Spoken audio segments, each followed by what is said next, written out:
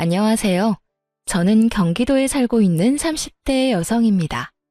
전 그렇게 길지 않은 결혼 생활 끝에 며느리를 돈 나오는 ATM기 정도로 아는 시모와 친정의 호의를 개똥으로 한 남편에게 시원하게 한 방 먹이고 이혼을 해버렸는데요. 저의 기가 막히고 코가 막힌 사연 한번 들어봐 주실래요? 저와 남편의 시작은 지인의 소개였어요. 우연히 지인과 함께하는 식사 자리에 남편도 함께 합석하게 되었고 그 자리에서 자연스럽게 소개를 받게 되었어요.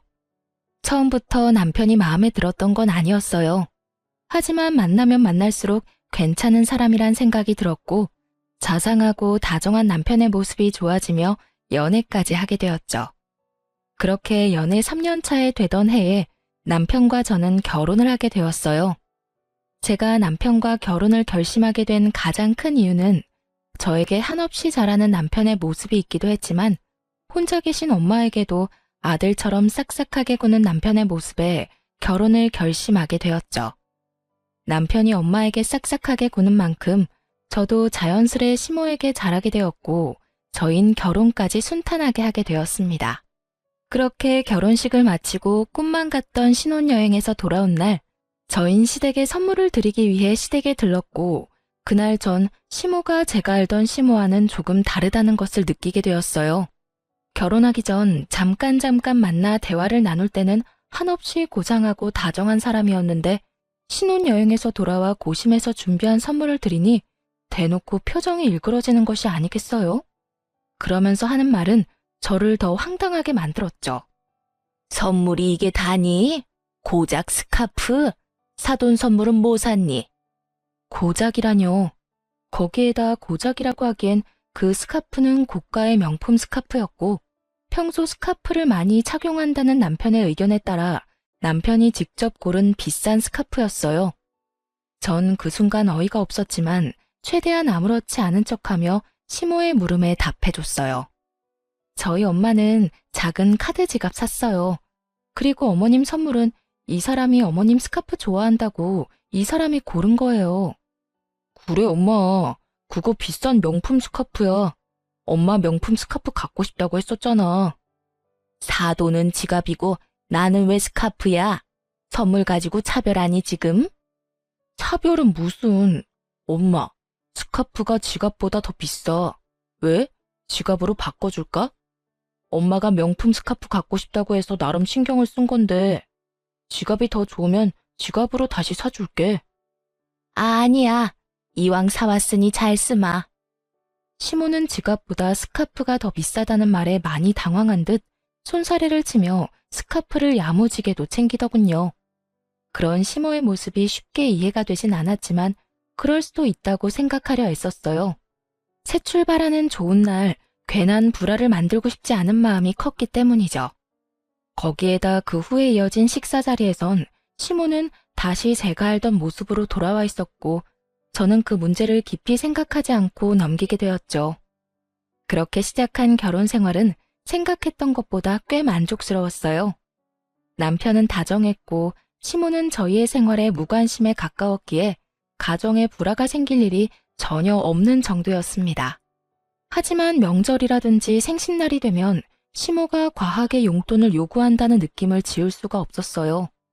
그래도 좋은 게 좋은 거라고 형편껏 다 맞춰드리려고 노력했는데 생일을 얼마 앞둔 어느 날 시모가 전화로 이런 말을 하더라고요. 예, 옆집 며느리는 생일 때 갖고 싶은 거 마음껏 사라고 아예 카드를 줬다고 하더라. 얼마나 자랑하는지. 내 생일 얼마 안 남은 거 알지? 뭐 부담 주려는 건 아닌데 그냥 그렇다고. 이 정도면 그냥 무조건 카드를 내놓으라는 말과 다름이 없었고 저는 머리가 지끈하고 아파져 오더군요. 시모는 이런 말을 꼭 저에게만 했고 그렇다고 해서 명절 때 제가 드린 용돈이 적지 않은데 이번엔 아예 카드를 대놓고 요구하니 곤란한 건 사실이었어요. 1년에 한 번뿐인 생일날 카드 정도야 줄 수 있다고 생각하시는 분들도 계실 텐데 제가 그때까지 경험한 시모는 카드를 줬다간 카드를 준 제 손목을 분질러버리고 싶을 정도로 생각 없이 쓸 것이 분명했기에 선뜻 손이 나가지 않더군요. 특히나 제 돈에 대해서는 경제관념이 아예 없는 사람처럼 군 적이 한두 번이 아니었기에 그 고민은 더욱 컸어요. 그래서 전 결국 남편과 상의하기로 했죠. 여보, 곧 어머님 생신인 거 알지? 왜? 갖고 싶은 거 있으시대? 그게 옆집 아줌마네 며느리가 생일 선물로 갖고 싶은 거 사라고 카드를 줬다고 하시더라고. 들어보니 어머님도 카드 받고 싶으신가 봐. 어떻게 하지? 그래? 어떻게 하긴 뭘 어떻게 해. 그냥 통 크게 카드 드려. 남편은 대수롭지 않게 말했고 전 그런 남편의 말에 참 어이가 없더라고요. 뭐? 아무리 그래도 카드를 어떻게 드려. 아무리 그래도 그건 좀 아닌 것 같아. 그깟 카드 좀 주면 어디가 덧나? 큰일이라도 난대? 우리 엄마 그렇게 생각 없는 사람 아니야. 아마 옆집 아줌마가 카드 받았다고 하니 본인도 며느리한테 카드 받았다고 자랑하고 싶어서 그러는 거지. 생각 없이 막 쓸 사람이 아니라고. 써도 얼마 쓰지도 않을 테니까 그냥 드려. 알겠어? 그래? 알겠어. 어쩌면 자신의 엄마를 몰라도 저렇게나 모르는지 화를 내며 호언장담하는 남편을 보며 어찌나 한심했던지 모릅니다. 제가 아무리 말해도 남편은 시모의 씀씀이를 받아들일 리 없었고 그랬기에 저는 일단 알겠다고 한 뒤 저희가 생활비 카드로 쓰는 남편의 카드를 시모에게 주었어요. 남편의 말처럼 자랑 목적으로 카드를 달라고 했다면 다행이지만 저는 절대로 그렇게 생각하지 않았으니까요. 시모는 카드를 받고선 어린아이처럼 기뻐했고 그날 저녁 남편은 사색이 된 얼굴로 집으로 돌아오더군요. 사색이 된 남편은 저를 보자마자 다짜고짜 화를 내기 시작했어요. 당신 생활비 카드로 백화점에서 쇼핑을 이렇게 하는 여자가 어디 있어? 이게 다 얼마야? 뭘 얼마만큼 산 거야 도대체? 무슨 말이야 그게? 내가 무슨 쇼핑을 해? 발뺌하는 거야? 참나. 이거 좀 봐봐. 이거 당신이 다 쓴 거잖아. 저의 물음에 남편은 씩씩거리며 승인 문자들을 보여주며 여전히 화를 내고 있었어요. 승인 내역을 보니 역시나 시모는 저의 예상대로 쇼핑을 아주 시원하게 했더라고요. 평소 남편 돈은 몰라도 제 돈은 어디 버튼이라도 누르면 나오는 돈으로 여기는 시모였기에 당연히 이런 상황을 예상했던 전 씩씩거리는 남편을 여유로운 표정으로 바라봤고 그 순간 다시 승인 문자가 울리더군요. 한식당에서 뭘 얼마만큼 먹었는지 20만 원에 가까운 승인 문자가요. 이게 뭐야? 당신은 여기 있는데 왜 혹시 카드 잃어버렸어? 잃어버리긴 당신이 어머니한테 카드 주라며. 그래서 우리 생활비 카드 줬어. 뭐? 그럼 이게 다 엄마가 쓴 거란 말이야?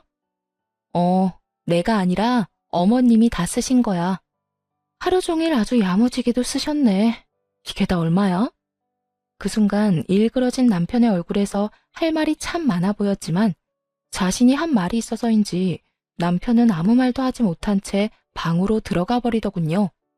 전 그런 남편과 시간차를 두고 뒤따라 들어갔고 남편은 안방에 딸린 화장실에서 통화 중인 듯 했어요. 언뜻 카드, 쇼핑 이런 이야기들이 들리는 것을 보니 시모에게 전화를 하는 듯 했고 남편은 조금 화가 난 목소리인 듯 했지만 시모에게 별다르게 화를 내는 것 같진 않더라고요. 뭐 어떻게 화를 내겠어요.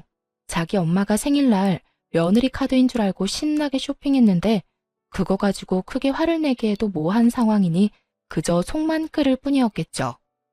그렇게 통화를 끝낸 남편은 잠이 들 때까지 말 한마디 걸지 않았고 저 역시 그런 남편을 그냥 내버려 두었어요. 다음날 회사에 출근해서 일을 하고 있으니 화가 잔뜩 난 시모에게서 전화가 오더군요. 얘, 너 진짜 애가 왜 그러니?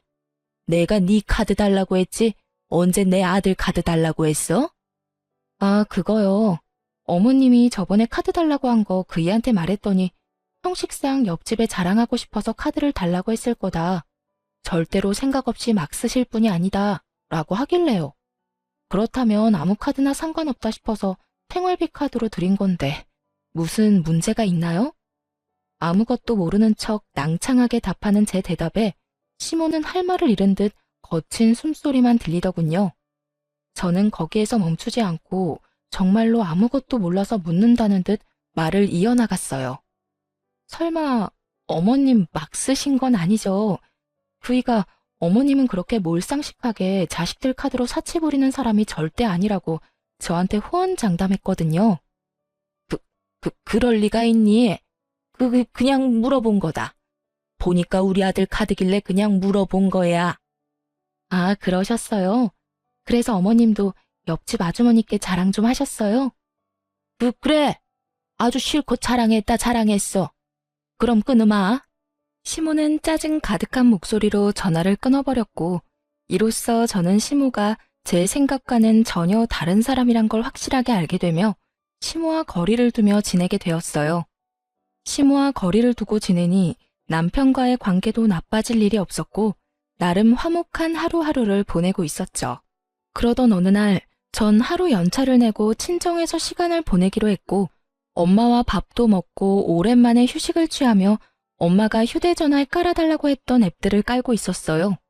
그런데 그때 입금 알림이 울렸고 그 순간 제 두 눈을 의심하고 말았죠. 남편 이름으로 입금된 금액 5만 원. 참 경악스럽더라고요. 그 당시 저와 남편은 매달은 부담스러워 드리지 못하고 3개월에 한 번씩 양가 부모님께 용돈을 드리고 있었어요.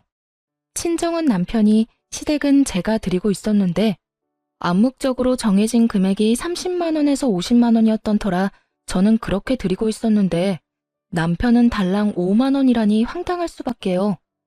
전 그 자리에서 그간 입금 알림 문자들을 살펴보았고 남편 역시 처음엔 저와 비슷하게 보내다가 지난 1년 가까이는 5만 원을 보냈더군요.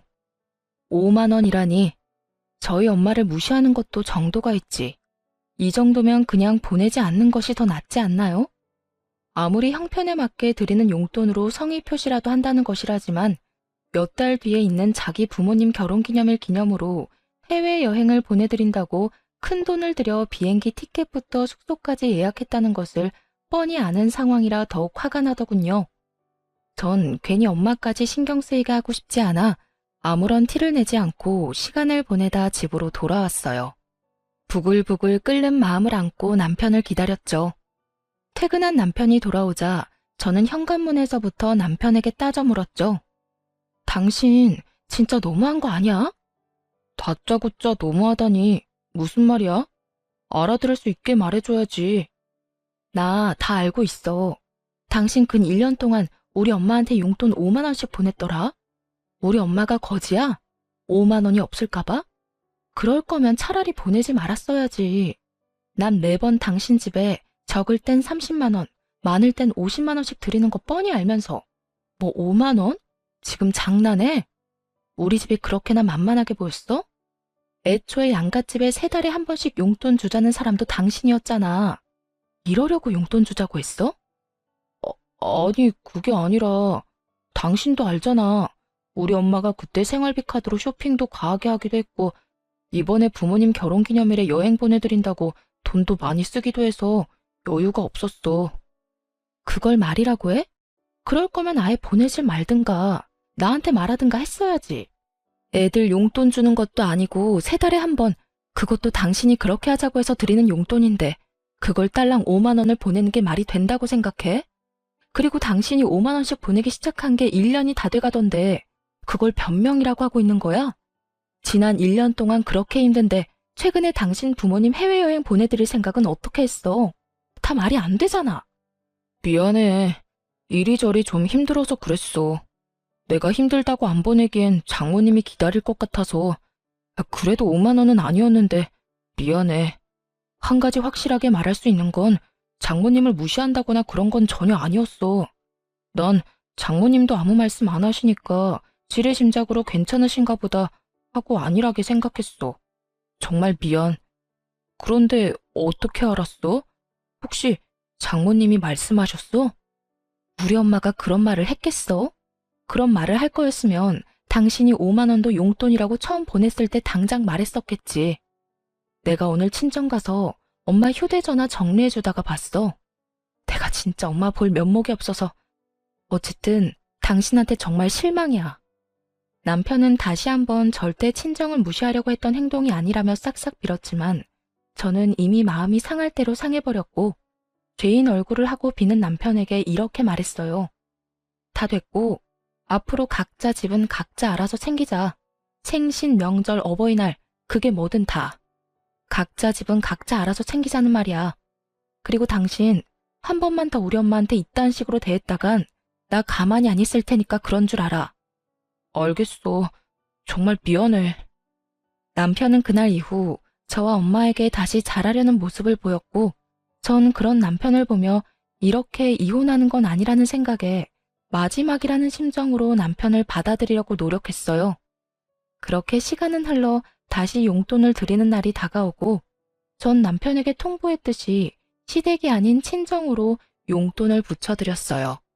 하지만 이런 저와는 달리 남편은 시댁에 용돈을 주지 않은 듯했고 시모에게서 전화가 왔더라고요. 예, 너 왜 이번 달에는 용돈 안 주니? 혹시 잊었니? 넌 나이도 젊은 애가 그런 걸 잊고 그러니? 나 오늘 돈 쓸 때 있으니까 얼른 붙여주려무나. 제가 무슨 시모에게 돈 빌린 빚쟁이도 아니고 용돈 달라는 사람이 얼마나 당당한지 참 기가 다 막히더군요. 어머님, 이제부터 각자 집 용돈은 각자 챙기기로 했어요. 그러니까 그렇게 급하면 그이한테 전화해보세요. 뭐? 그런 게 어디에 있니? 매번 네가 줬으면 계속 네가 줘야지. 왜 내 아들한테 주라고 그러니? 그러지 말고 그냥 네가 줘. 괜히 바쁜 애한테 그런 거 시키지 말고. 알겠니? 언제나 늘 그렇듯 돈만 연관되었다 하면 시모는 독불장군처럼 대화가 통하지 않았고 전 그런 시모를 잘 알기에 일단 알겠다는 말과 함께 전화를 끊고 돈을 붙여주었어요. 남편이 그랬듯이 딱 5만 원을요. 돈을 입금하고 얼마 지나지 않아 시모에게서 득달같이 전화가 다시 오더군요. 너 지금 5만 원 붙인 거니? 나랑 지금 장난해? 오냐 오냐 해줬더니 시험이 무서운 줄 모르고 날 무시해도 유분수지. 어디서 5만 원을 보내 5만 원을? 내가 무슨 거지인 줄 알아? 그러게요. 저도 잘나신 어머님 아들이 저희 엄마한테 근 1년 동안 딸랑 5만 원씩 보내길래 무시해서 그런 줄 알았더니 그건 아니라고 하더라고요. 그래서 저도 무시하는 건 아니고 남편이랑 너무 차이나게 용돈 드리는 것도 아닌 것 같아서 딱 5만 원 보낸 건데 무슨 문제 있을까요? 어쨌든 이번 달부터 각자 집은 각자 챙기기로 해서 제가 굳이 드릴 필요는 없지만 어머님이 당장 내놓으라고 이리 성하니 제가 인심 써서 드리는 용돈이에요. 그러니 아껴 쓰세요, 어머님. 뭐라고? 내 아들이 5만 원을? 그랬을 리 없다. 절대 아니야. 저도 제 두 눈을 의심했지 뭐예요. 정 못 믿겠으면 직접 아들한테 전화해서 물어보세요. 그럼 끊어요. 며느리를 빚쟁이 대하듯 막 대하는 시모에게 저 역시 친절하게 예의를 다해야 할 필요를 느끼지 못했고 이때쯤부턴 저 역시 시모에게 대우라는 걸 하지 않게 되더군요. 오는 대우가 그따위이니 가는 대우 역시 이따위일 수밖에요. 특히나 돈 선물 때문에 매번 이 난리이니 미운 정도 떨어져 버린 지 오래였어요. 이런 인간이란 걸 왜 진작 알지 못했을까 회의감마저 들었으니 시모와 예전처럼 지내기는 이미 글러버린 일이었죠. 한 번만 더 전화가 온다면 어떻게 대응을 해줄까 고민했지만 시모는 더는 저에게 전화가 오지 않았고 시모 대신 화가 잔뜩 난 남편이 집에서 퇴근한 저를 기다리고 있더군요. 당신 우리 엄마한테 다 말했어? 내가 장모님 용돈 5만 원 드렸던 거 다 말했냐고. 왜? 왜? 지금 그게 할 말이야? 그런 걸 왜 말해? 우리 엄마 당신 때문에 해외여행도 안 간대. 내가 그렇게까지 힘든 줄은 몰랐다고. 그냥 여행 안 가도 되니까 생활에 보태 쓰라고 하더라. 왜 그런 소리를 해서 엄마 아빠 여행도 못 가게 만들어?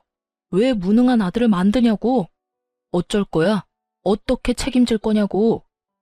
지금 나한테 책임을 묻는 거야? 정신 차려라 제발. 당신은 내가 시간이 남아도는 사람처럼 보이니? 내가 시간이 남아돌다 못해 심심해 미치기 직전이라 어머니한테 전화까지 해서 어머님 잘난 아들이 우리 엄마한테 용돈이랍시고 5만 원씩 주고 있었더라. 하고 미주알 고주알 다 말하고 다녔을까봐? 그럼 엄마가 어떻게 한 거야? 어떻게 알았겠어. 상황이 머리에 안 그려지니? 그 대단하신 당신 엄마가 나한테 오늘 전화 왔더라. 용돈 내놓으라고. 난 무슨 어머니한테 빚이라도 진 줄 알았어. 고함 지르는 것도 모자라서 욕까지 하면서 돈 내놓으라고 하는데 내가 참 할 말이 없더라고. 그래서 5만 원 보내드렸더니 더 난리 부리시던데. 그래서 다 말해드린 거야. 해외여행? 참나 진짜. 그냥 잘 됐다고 생각해. 그렇지 않아도 그 여행 예약 때문에 금전적인 타격도 컸을 텐데 다 취소하고 그 돈으로 용돈이나 더 챙겨드려. 아까 어머님이 오늘 꼭 쓸 데 있다고 돈 빨리 달라고 하던데. 아무리 그런 상황이라도 꼭 그런 말까지 해야 했어? 그리고 그런 상황이면 나한테 말해서 용돈 드리라고 하면 되지. 꼭 나한테 복수하는 사람처럼 겨우 5만 원을 붙여줬어야 해? 당신 정말 너무한 거 아니야? 너무한 사람이 누군데. 회사에서 일하는 시간인 거 뻔히 알면서 전화해서 돈 맡겨놓은 것처럼 돈 내놓으라고 욕하는 건 안심해? 아니, 어머님은 내가 돈 나오는 기계도 아니고 왜 매번 당신 돈은 그렇게나 아까워하면서 내 돈은 당연한 거라고 생각하시는 거야? 그 생각 자체가 너무한다고 생각 안 해? 전 그간 쌓였던 말을 뱉어냈고 그런 저를 보던 남편은 씩씩거리며 집을 나가버리더군요.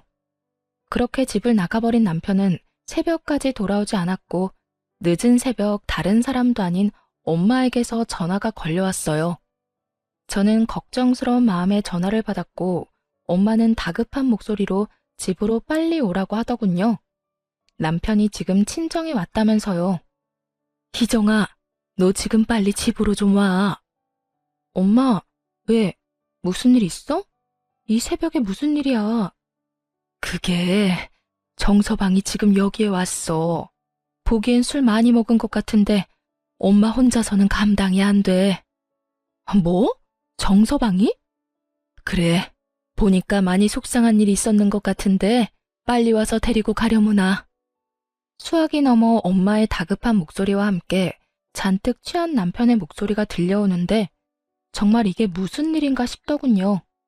전 서둘러 친정으로 갔고 현관문을 열고 마주한 장면은 정말 최악 중의 최악, 가관 중에 그런 가관도 없더군요. 온 거실에 남편이 풍기는 술 냄새로 가득했고 제 몸 하나 가누지 못하고 있는 남편은 엄마를 향해 제 욕을 서슴없이 하며 술주정을 부리고 있더군요. 장모님 잘난 그 딸이 글쎄 남편 무시하는 것도 모자라 시댁까지 무시하고 있다고요. 정서방, 자네 많이 취했네. 할 말 있거든 내일 하고 오늘은 그만 돌아가게. 네, 저 취했습니다. 술 좀 먹었어요. 제가 왜 이렇게 술 먹었는지 아세요? 글쎄, 오늘 우리 엄마한테 5만 원을 보냈다네요. 어쩌면 그럴 수가 있냐고요. 제가 5만 원 보냈다고 자기도 5만 원 보냈대요, 글쎄. 이게 말이나 되나요? 친정이랑 시댁이 같냐고요. 저 여자 아주 몹쓸 여자예요. 남편의 주정이 계속되는 사이 엄마는 머리를 부여잡으며 곤란해했고 전 할 수만 있다면 남편의 입을 찢어버리고 싶을 정도로 화가 끓어오르고 있었어요. 그야말로 남편이 개가 된 모습을 보는데 전 어떤 말도 섞고 싶지 않더라고요. 생각 같아선 버리고 집으로 돌아오고 싶었지만 그럴 순 없는 노릇이기에 끊임없이 주정을 늘어놓는 남편을 끌고 집으로 돌아왔어요. 그 후 남편과는 말도 섞지 않으며 이혼하기로 결심을 굳혀가고 있었어요. 다음 날 술이 깬 남편은 저에게 어떤 사과의 말도 하지 않더라고요. 물론 친정에도 찾아가서 빌기는커녕 연락조차 하지 않은 듯 했고 전 굳이 그런 인간을 붙잡고 당장 사과하라고 말하기도 싫어서 아무 말도 하지 않고 있었어요. 건성건성 시켜서 하는 사과 해봤자 뭐하며 받아봤자 뭐하겠어요? 반성도 없고 변하는 것도 없을 텐데요. 그렇게 저흰 돌이킬 수 없는 관계가 되어가고 있었습니다. 그러는 와중 시모의 생일은 다시 다가왔고 시모에게 전화가 왔더군요. 아가, 조금 있으면 내 생일인 건 알지? 네, 잘 알고 있어요. 그러면 다행이고 이번 생일 땐 선물이나 용돈은 됐고 생일상 좀 차리거라. 집에서 친한 지인들 불러서 간단하게 밥이나 함께하고 넘어가려고. 이번 주 주말에 한 10명 정도 오기로 했으니까 그런 줄 알고 좋아하는 음식들이 다 다르니까 꼭 챙겨야 하는 음식은 따로 문자로 보내주마. 아, 간단하게 10명이요? 이번 주말이고요. 그래. 그리고 생일 선물이나 용돈은 필요 없긴 하지만 정 네가 챙기고 싶으면 챙겨도 되니까 그렇게 알고. 그러면 주말에 보자. 이쯤 되니 화도 나지 않았고 어쩜 저런 생각을 다 해낼까 싶어 아낌없는 찬사마저 나오더군요.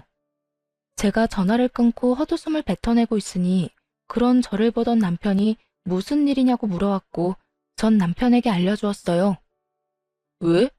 무슨 일이길래 그렇게 웃어? 우리 엄마 아니야? 맞아. 곧 어머님 생신이잖아. 이번엔 간단하게 지인분들 불러서 생신하고 싶다네.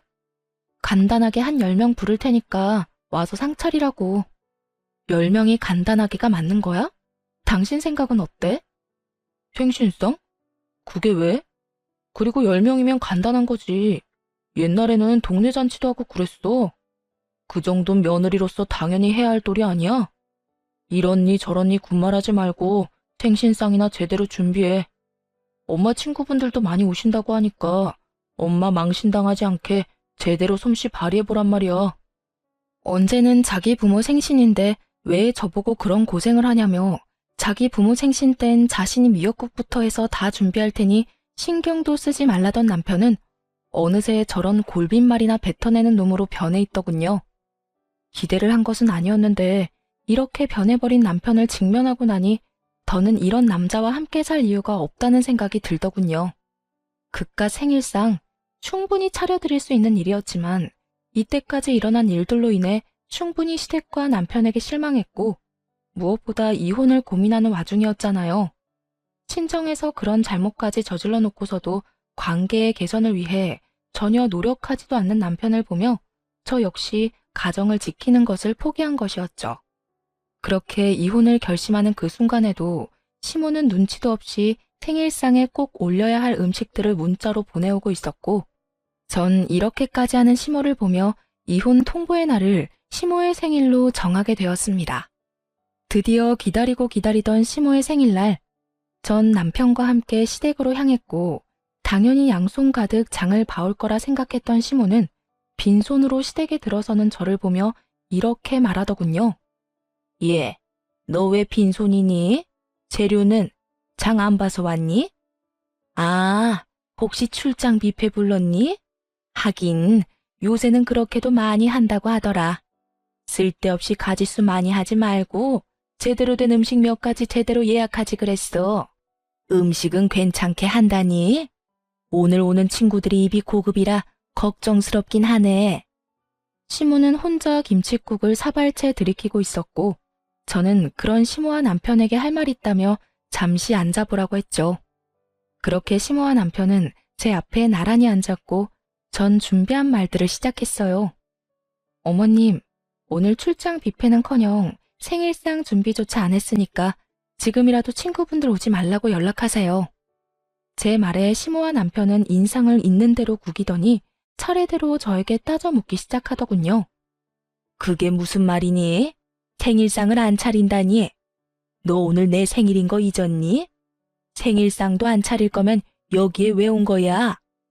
그러게, 당신 지금 무슨 말을 하고 있는 거야? 오늘 엄마 생일상 준비하라고 했었잖아. 며느리가 돼서 그 정도는 당연히 해야 한다고 했던 내 말 잊었어? 하나뿐인 며느리가 하나뿐인 시어머니 생일상 하나 못 차린다는 게 말이 된다고 생각해? 두 사람은 사태 파악을 전혀 하지 못하고 저에게 따져묻기 바빴고 전 그런 두 사람에게 통보했습니다. 당신 말이 맞아. 그러니까 나이 집 며느리 더는 안 할 거거든. 어머님, 저희 집 며느리 자리 반납할게요. 더는 더럽게 치사해서 못 해먹겠어요. 그러니까 제가 생신상이든 밥상이든 차릴 필요가 없지 않나요? 저의 통보에 시모는 멍하니 저를 바라보았고 남편은 득달같이 몸을 세우며 저에게 따져 묻더라고요. 뭐? 그게 무슨 말이야? 며느리를 안 한다니? 설마 이혼이라도 하자는 말이야? 이혼해. 나 더는 이런 집 며느리도 당신 부인도 못해 먹겠어. 야, 이런 일로 이혼은 무슨 이혼이야? 생신상 차리는 게 뭐라고 이혼까지 해? 당신 이것밖에 안 되는 사람이야? 당신 정말 멍청하구나. 내가 이까지 생신상 때문에 이혼까지 하겠어? 그러면 도대체 왜 이혼까지 하자는 거야? 이걸 모르니까 이혼하자는 거야. 당신, 우리 친정에서 그런 일 있고 나서 우리 엄마한테 찾아가서 용서는 빌었어? 찾아가지는 못하더라도 전화로 용서는 구했냐고. 그것뿐이야. 이때까지 당신이 나한테 한 모든 행동들 너무 실망스러웠지만 꾹꾹 참았는데 더는 안 되겠어. 사위로서 도리는 다하지도 않으면서 며느리로서 도리는 과하게 바라는 당신이랑 더는 살고 싶지 않아. 남편은 자기가 저지른 잘못은 아는지 말이 없었고 그런 남편을 대신해 시모가 저에게 따지고 묻기 시작하더군요. 용서? 내 아들이 왜 사돈한테 용서를 구해야 해? 내 아들이 뭘 그렇게 잘못할 일이 있다고? 용서는 네가 나한테 구해야지. 이게 무슨 버릇없는 짓거리야? 어디 시어미 앞에서 이혼을 운운해? 어머님 그 잘난 아들이 꼭두 새벽에 만취가 돼서 친정에 찾아갔어요. 그뿐이에요. 저희 엄마 들으라고 제 욕을 또 얼마나 했는지 몰라요. 고함은 얼마나 질러대는지 제가 참 친정엄마 별 면목이 없더라고요. 그런데 그 잘난 어머님 아들이 그런 사고를 쳐놓고 저희 엄마한테 이날 이때껏 연락 한 통 안 하고 있지 뭐예요? 그러니 제가 눈이 돌겠어요? 안 돌겠어요? 그러니 제가 어머님 생신상이나 차리고 있고 싶겠어요? 언성을 높이는 시모와 그런 시모에게 뒤지지 않을 만큼 고함을 지르는 저. 그야말로 난리도 그런 난리가 없었습니다. 시모는 믿을 수 없다는 눈빛으로 남편을 쏘아보더니 이내 남편 놈을 운운하고 나서더군요. 남자가 술 많이 마시고 그러다 보면 그런 실수쯤은 다 하는 거야. 그런 걸 잘 감싸줘야 진정한 내주지. 어디 나서서 고개를 숙이라 말라 명령질이야. 큰일할 남자한테 함부로 아무 데서나 고개 숙이라고 하면 안 되는 거야. 그리고 사돈도 다 이해하실 거다. 아무렴 사위는 백년 손님인데 이해하고 말고. 정말 그 입에서 뱉어지는 한마디 한마디가 뭐 같아 말을 섞고 싶지도 않더군요. 저는 그런 시모에게 비웃음과 함께 이렇게 말해주었습니다. 어머님은 그렇게 잘 생각하시고요. 전 전혀 그렇게 생각하지 않으니 이혼하겠습니다. 제가 이혼하고 어머님 아들 다시 그 잘나신 품에 돌려드릴 테니 이혼하거든 앞으로도 쭉 그런 아들로 그렇게 잘 키워보세요. 아마 그런 식으론 제 혼은 죽었다 깨도 힘들 테니 쭉 끼고 한평생 잘 사시면 돼요. 이 인연이 말이면 단줄 아나 어디서 그딴 막말을 해? 막말은 무슨? 진심인데요. 잘 생각해보세요. 재혼을 한다 한들 어떤 여자가 버티고 살겠어요? 그러니까 저처럼 남의 집 귀한 자식 인생 망치지 말고 그냥 어머님 품에 쭉 끼고 사세요. 시모는 제 말에 화가 잔뜩 났는지 몸을 부들부들 떨며 제 뺨을 때려버리더군요. 한 대 맞을 각오는 했던 터라 놀랍지도 않더군요.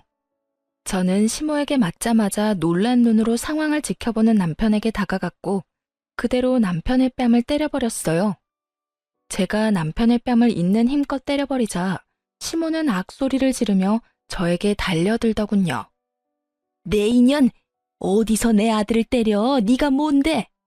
니까짓 게 뭔데 내 눈앞에서 내 아들을 때려? 오늘이 네 제삿날인 줄 알아. 내가 더 가만히 둘 것 같아? 전 악다구니를 쓰며 달려드는 시모의 팔을 붙잡아 내팽개치며 이렇게 말했어요. 제가 한 대 맞아들이니까 힘으로 저를 이길 수 있을 거라고 생각했어요? 예의상 한 대 맞아들인 거고 더는 남아있는 예의가 없어요. 그러니까 다신 제 몸에 손대지 마세요.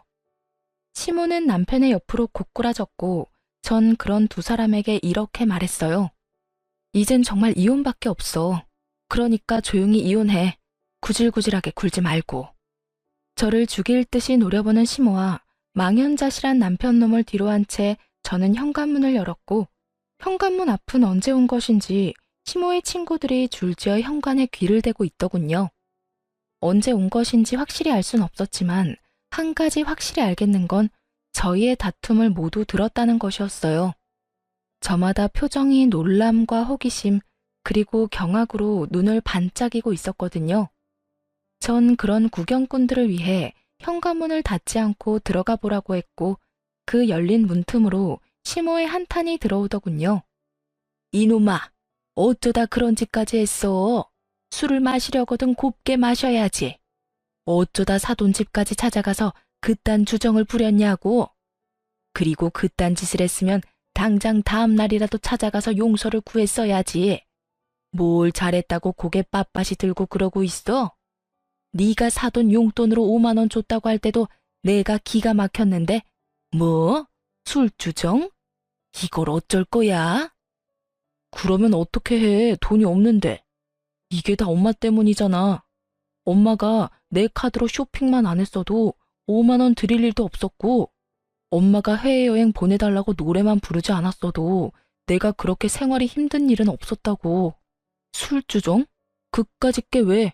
엄마가 아까 그랬잖아. 남자가 술 마시고 그러다 보면 그런 실수도 하는 거라고. 실수 좀 한 것뿐인데 굳이 내가 장모님한테 찾아가서 용서까지 빌어야 해? 내가 왜?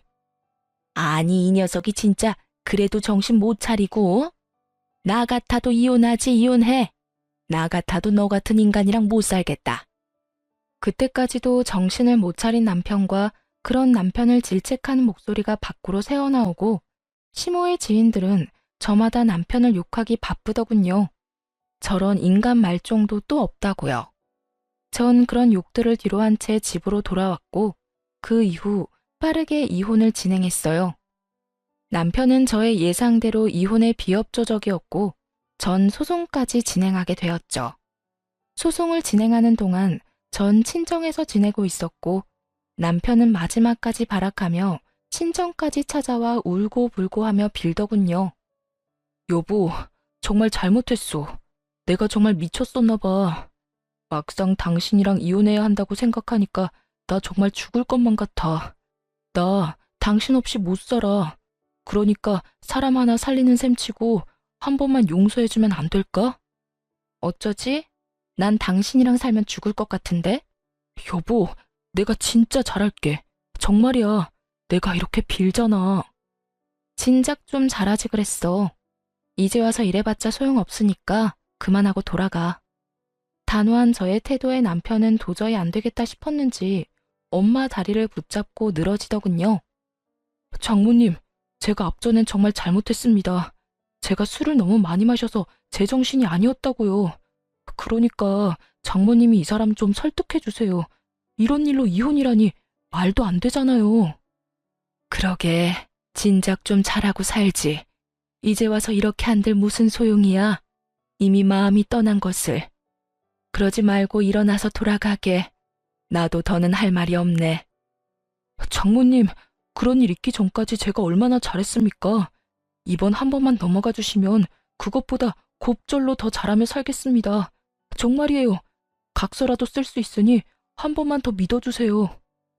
남편 놈은 아예 엄마의 발밑에서 눈물 콧물 다 쏟으며 애원했지만 그간 이야기를 다 들은 엄마는 마음을 돌릴 리 없었고 한참을 빌던 남편은 지쳤는지 쑥 처진 어깨를 하고 돌아가더군요. 그 꼴을 보는데 안쓰러운 마음이 들기는커녕 다시는 찾아오지 말라고 소금까지 뿌려주었습니다. 그렇게 이혼만 마무리되길 기다리는데 시모까지 친정으로 찾아왔더군요. 전혀 예상치 못한 시모의 방문에 이게 무슨 일인가 싶더군요. 시모는 엄마의 손을 붙잡고 울며 빌기 시작했고 그 악어의 눈물엔 다 이유가 있더군요. 사돈, 앞날 창창한 애들 이혼까지 해서 되겠어요? 그러지 말고 사돈이 설득 좀 시켜주세요. 아이고 사돈, 저한테 이러셔도 아무 소용없어요. 이미 마음이 떠났더라고요. 마음은 떠났는데 몸만 붙잡고 살라고 할 수도 없는 노릇이고 그냥 이혼하는 게 애들 앞날을 위해서도 좋은 일 같아요. 사돈, 저 좀 살려주세요. 저도 그렇게 생각하고 그냥 이혼시키려고 했습니다. 그런데 바깥 양반이 모든 걸 알고 난리가 났습니다. 며느리 맘 안 돌려놓으면 저도 제 아들도 가만두지 않겠다고요. 그러니까 두 사람 살린다고 생각하고 다시 한 번만 설득 좀 해주세요, 사돈. 이렇게 부탁드릴게요. 시모는 아예 엄마에게 고개까지 숙이며 애원했고 그런 시모의 모습을 보며 그럼 그렇지 싶더군요. 아들이 뻔히 잘못한 걸 다 알면서도 제 앞에서 아들 편만 들던 시모가 저렇게 갑자기 고개를 숙이고 들어올 리가 없었으니까요.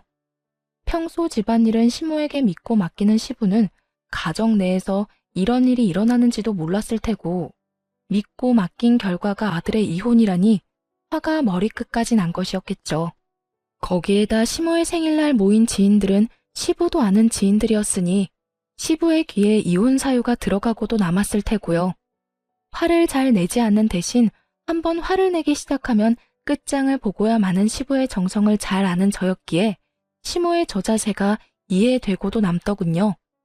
시모는 계속해서 엄마에게 매달리고 있었고 다른 사람도 아닌 시모가 그런 식으로 나오니 엄마도 남편에게만큼 강경하게 대응하지 못하고 있더군요. 전 그런 시모의 손을 휙 뿌리쳐주곤 이렇게 말했어요. 이제 와서 이래봤자 아무 소용없어요. 마음 약한 우리 엄마한테 울고불고 하면 어떻게 될 줄 아셨나 본데 이혼하는 당사자는 저예요, 저. 우리 엄마가 아니고요. 아가, 내가 정말 잘못했다. 네가 한 번만 마음 돌려주면 앞으론 너희한테 연락도 하지 않으마. 집안 행사에도 네가 오고 싶지 않다면 오지 않아도 되고 그까짓 용돈도 안 줘도 돼. 그냥 내 아들이랑 살아만다오. 응? 왜 잘못을 저지른 것들은 뒤늦게 후회하는 척을 하며 악어의 눈물을 흘려대는지 모르겠더군요. 그러게 진작 잘하지 말이에요. 저번 머리채를 잡으려던 그 순간과는 180도 다른 모습으로 저희 앞에 엎드렸고 전 그런 시모에게 이렇게 말했어요. 저는 어머님 아들이랑 1분 1초 같이 살아만 주는 것도 싫습니다. 그러니까 이만 돌아가 주세요. 계속 이러면 제가 끌어낼 수밖에 없어요. 이 인연이 뭐? 끌어내? 네가 감히 누굴 끌어내? 누군 니까지 년이 예뻐서 이런 줄 알아? 나도 그 영감탱이 아니면 여기서 이러는 일도 없었어. 당장 이혼시키고 새 장가 보내면 되지. 이혼이 여자한테나 흠이지 남자한테도 흠인 줄 아니? 남자는 얼마든지 처녀한테 장가 갈 수 있다고. 그리고 사돈도 그러는 거 아닙니다. 사람이 이렇게 빌면 말이라도 그렇게 해본다고 하면 어디가 덧납니까? 얘가 누굴 닮아서 이리도 독한가 했더니 다 사돈 피었나 보네요. 시모는 마지막 발악에 가까운 막말을 쏟아내고 있었고 전 그런 시모를 끌어내며 이렇게 말했어요. 아줌마, 여기 와서 행패 부리지 말고 당장 나가세요. 한 번만 더 찾아오면 경찰에 신고할 테니 그런 줄 알고요. 그리고 오늘 와서 이렇게 행패 부린 거 아버님께 전화해서 다 말할 테니 그렇게 아세요. 질질 끌려 쫓겨난 시모는 굳게 닫힌 현관문 앞에서 한참이나 난동을 부려댔고 제가 부른 경찰분들이 오고 나서야 시모는 집으로 돌아갔습니다. 그렇게 두 사람은 찾아오지 않았고 전 소송에서 이기며 시모와 남편에게 위자료를 받고 이혼하게 되었어요. 이혼이 확정되는 당시 전 남편의 몰골은 거의 폐인에 가까웠고 그 모습을 보는데 참 통쾌하더군요. 저딴 인간 때문에 망친 제 인생이야. 앞으로 제가 열심히 행복하게 잘 살면 회생이 될 테지만 그 인간은 회생이 불가능해 보였어요. 이혼과 동시에 전 번호도 바꿔버리고 회사도 이직해 전 남편과 전 시댁의 소식은 듣지도 전하지도 않고 살고 있어요. 가끔 이혼 후 전 시모와 전 남편이 전 시부에게 정말로 쫓겨는 났을까 문득 궁금해질 때도 있지만 굳이 알아서 뭐 하겠어요. 이미 끝난 인연이고 더는 그런 인간들 이야기로 귀를 더럽히고 싶지도 않은걸요. 전 이직한 회사에서 잘 지내고 있습니다. 그 지옥 같은 결혼 생활에서 탈출한 지도 5년이란 시간이 다 되어가고 현재는 남자친구도 있어요. 제가 이혼한 지 3년이 지났을 때 회사에서 만난 남자로 제가 언제나 늘 최고고 제일 예쁘다고 해주는 제 눈엔 세상 누구보다 멋진 남자예요. 한번 크게 대인 상처가 있어서 그런지 아직까지 결혼 생각은 없긴 하지만 사람 일은 또 모르는 일이지 않나요? 그래서 무조건 아니다, 안 된다 생각하지 않고 마음을 열고 천천히 알아보려고요. 이로써 저의 긴 사연도 끝이 났어요. 어떠셨나요? 답답하신 분들도 통쾌하다 하신 분들도 계셨을 것 같아요. 결혼 생활을 시작할 당시 전 남편을 위해서라도 시댁과의 관계를 원만하게 유지하고 싶었고, 그랬기에 더욱 그러려니 하며 노력하고 살았습니다. 하지만 시간이 지나 지금 생각해보니 제가 잘못 생각했던 것 같아요. 아닌 건 아니고 옳은 건 옳은 건데 말이죠. 혹시나 저처럼 시댁의 과한 요구에도 가정을 지키기 위해 참고 인내하며 사시는 모든 아내분들, 부디 우리 할 말은 적당히 하고 살아요. 그러면 저는 이만 물러가 볼게요. 긴 시간 함께 해주셔서 너무 감사합니다. 다들 행복하세요.